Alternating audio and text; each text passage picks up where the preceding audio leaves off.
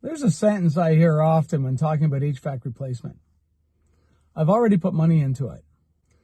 That sentence sounds completely logical. If you've repaired something, maintained it, taken care of it, of course you want the investment to mean something. That feels responsible. But here's the part most homeowners don't slow down to examine. Money already spent does not improve the future reliability of your HVAC system. It only increases your emotional attachment to it.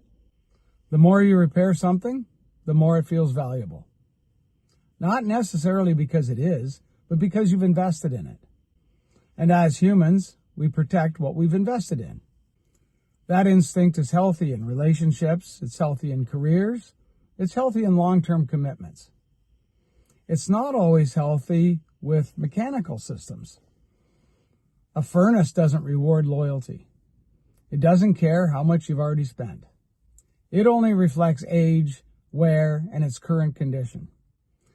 When homeowners say, "I've already put money into it," what they're often protecting isn't future performance. They're protecting past spending. And that's understandable. No one likes to feel that money was wasted.